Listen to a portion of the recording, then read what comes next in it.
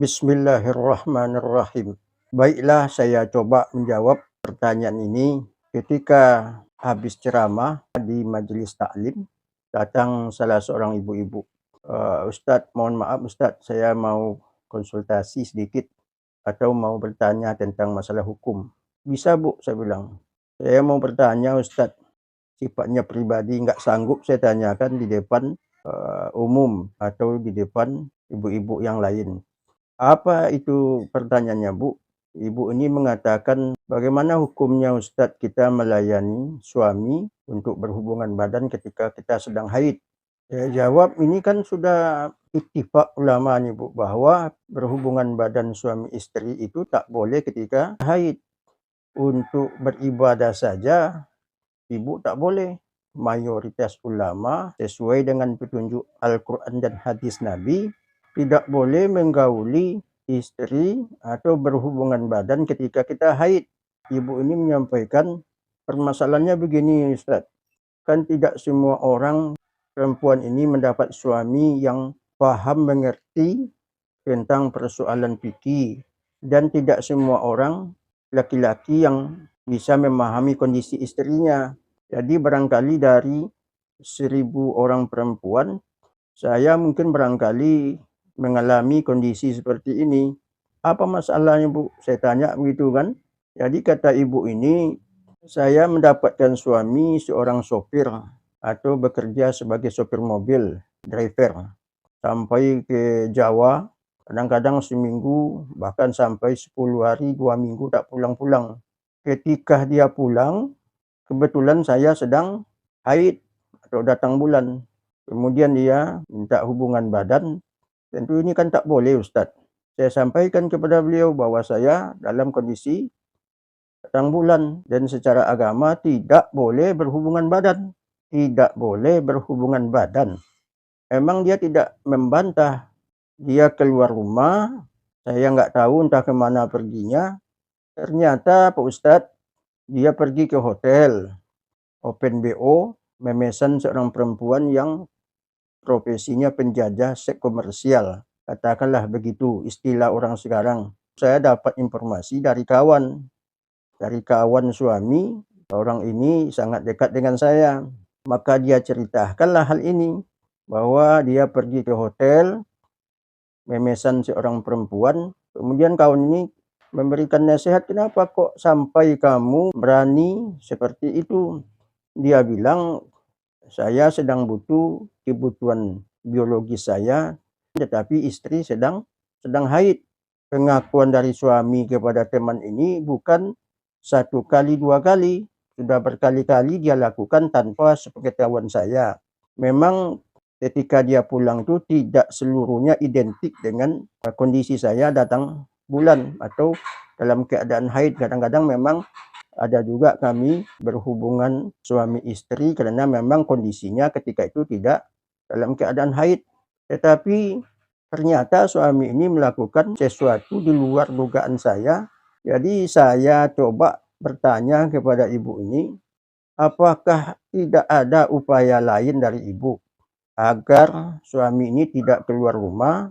Apa yang ibu lakukan walau alam, apa yang ibu lakukan terserah sama ibu, asalkan suami ini tidak keluar rumah. Ya tapi kan begini Ustadz, yang pada prinsip awal kan kalau bisa ketika haid itu tidak beristimta, melakukan ya kata orang bersenang-senang. Nanti kalau memang beristimta kan sulit juga dikontrol. Maka untuk mengantisipasi hal ini tentu hal ini nggak bisa saya lakukan.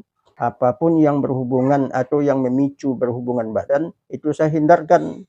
Tapi suami saya kan dia pergi dari rumah dengan alasan pergi duduk ke warung, ternyata dia mencari solusi yang lain. Nah, ini yang perlu saya sampaikan sama Ustadz. Jadi karena laporan dari teman suami ini atau teman saya ini sudah dilakukan beberapa kali, maka pada suatu hari ketika dia pulang, kondisi ini juga tak bisa saya hindarkan, saya dalam keadaan haid. Maka ketika suami meminta berhubungan badan, saya layani. Karena saya tak ingin lagi dia melakukan hal itu. Saya coba nanya sama ibu ini, ibu mau nggak dipoligami? Ya nggak mau Ustadz. Jangankan untuk berpoligami, makan kami berdua aja dengan anak itu udah susah. Ya begitulah bapak-bapak, ibu-ibu, jemaah sekalian, kondisi kita berbeda-beda. Ada yang perempuan dapat suaminya lebih sabar, punya nilai agama yang lebih kuat dan mampu mencari solusi yang terbaik, entahkah itu dibawa ya mungkin hiburan-hiburan atau mungkin dibawa beribadah sampai kebutuhan biologisnya ini tidak menyimpang sebagaimana yang terjadi pada ibu ini. Ini yang terjadi, salah satu pertanyaan yang dilontarkan kepada saya. Memang agak dilema juga menjawabnya, tapi karena ini tanggung jawab seorang, ya katakanlah ustadz yang sedikit paham tentang persoalan fikih, harus dijawab. Jadi memang dari 1000 orang mungkin ada 2-3 yang terjadi semacam ini. Tetapi mungkin barangkali ada yang berani bertanya atau memang sama sekali dia tidak memperdulikan. Jadi ini salah seorang jemaah yang bertanya sama saya yang harus saya jawab. Saya coba sedikit banyak menyampaikan sama ibu ini, kalau bisa ibu mencari siasat bagaimana hal ini jangan sampai terjadi, artinya tidak berhubungan badan, dan juga suami bisa memahami. Ya barangkali ibu berikan nasihat, ibu bikin semacam kegiatan-kegiatan, atau mungkin semacam dialog berbicara, atau mungkin membuat makanan-makanan yang sehingga menghilangkan sesuatu yang bisa memicu untuk berhubungan badan ketika haid ini, dan juga mengantisipasi suami ini tidak keluar rumah. Bu, bisa nggak melakukan azal, tidak sampai berhubungan badan, tetapi suami sampai inzal? Dia jawab, ya itulah masalahnya Ustadz, saya kalau nanti hal itu saya lakukan, ya otomatis nanti tidak terkontrol, takutnya nanti terjadi juga hal itu, makanya saya menghindar total, tidak ada kegiatan apa-apa. Jadi bagaimana Pak Ustadz, apa yang saya lakukan selama ini? Ada beberapa kali saya melayani berhubungan badan dalam kondisi haid. Memang ada situasi yang tak mungkin dihindarkan. Iza ta'arada mufsadatani ru'ya a'zamuhuma.